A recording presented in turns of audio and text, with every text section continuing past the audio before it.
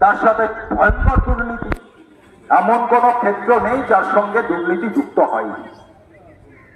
বামপন্থীরা যদি বিধানসভায় থাকতো তারা আজকে এই দুর্নীতি করবার মতন হিম্মত হতো না শাসক দলের। তাই এসেছি আপনাদের কাছে। এই বিজেপি নামক রাজনৈতিক দলটা যারা আবার কেন্দ্রের সরকারে বসেছে, এখন নখ দাঁত কিছুটা কমেছে, একা সরকার চালাচ্ছে না। দেখেছেন কদিন আগে ছত্তিশগড়ে কিভাবে আমরা দেখেছিলাম ব্রাজিলের ঘটনা, আমাজনের জঙ্গল ধ্বংস, পুড়িয়ে দেওয়া। আমার এখানে ছত্তিশগড়ে বুলডোজার চেন দিয়ে জঙ্গল ধ্বংস করছে আদানিদের জন্য। আপনি দেখেছেন কি হারে জিনিসপত্রের দাম বেড়েছে। সকালবেলা বাজারের ব্যাগটা নিয়ে যখন আপনি যান, আমরা দায়িত্ব নিয়ে বলছি আপনার অভিজ্ঞতার সঙ্গে মিলিয়ে নিন।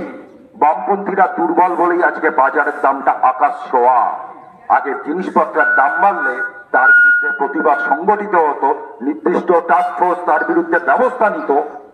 প্রয়োজন হলে তেলের দাম বা অন্যান্য কিছু বেড়ে যাওয়ার কারণে বামপন্থী সরকার সেই সময় দাঁড়িয়ে বিভিন্ন সেস বসিয়ে বিভিন্ন কিছু প্রত্যাহার করে জিনিসপত্রের দাম কমাবার চেষ্টা করত।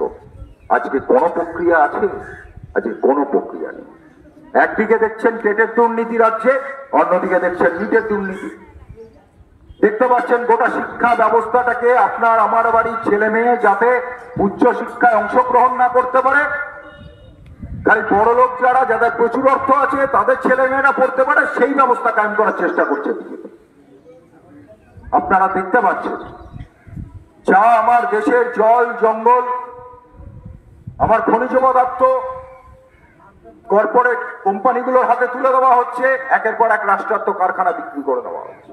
অনেকে ভাবছেন তৃণমূলের এই আক্রমণের বিরুদ্ধে দাঁড়িয়ে মুক্তির জায়গা কোথায় বিজেপি।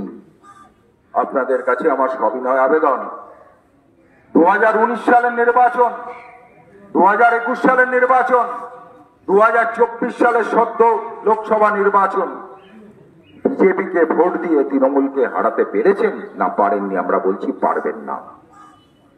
এই তৃণমূলকে কেউ হারাতে পারে সেটা আমরা পারবো।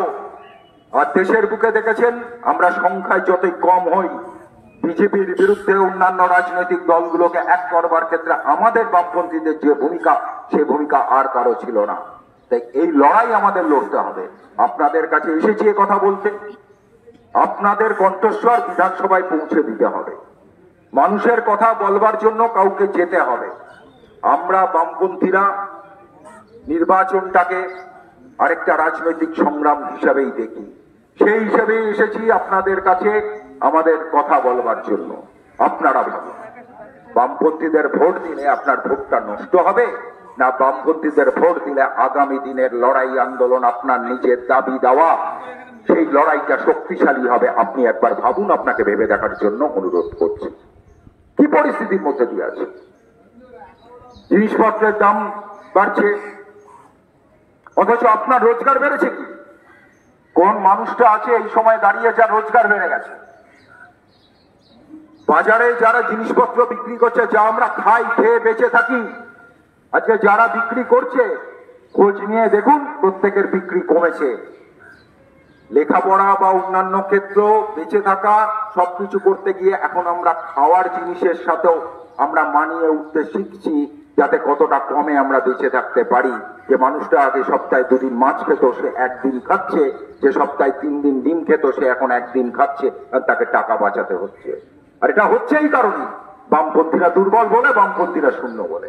তাই আপনাদের কাছে বিনীত আবেদন, আসুন আমাদের যে লড়াই, সে লড়াইয়ে আমাদের পাশে থাকুন, আমাদের ভোটদান করুন, এবং আপনাদের কথা, যা মানুষের কথা, সেই কথা নিয়ে লড়াই আন্দোলনকে এগিয়ে নিয়ে যাওয়ার চেষ্টা আমরা সর্বতভাবে করব। সেই জন্যই আপনাদের কাছে এসেছি এই কথা বলে, এবং 10 তারিখ সকলকে সকাল সকাল নিজের ভোট কেন্দ্রে উপস্থিত হয়ে ভোট দেওয়ার আহ্বান জানিয়ে আমি আমার কথা শেষ করছি। ইনকলাব জিন্দাবাদ।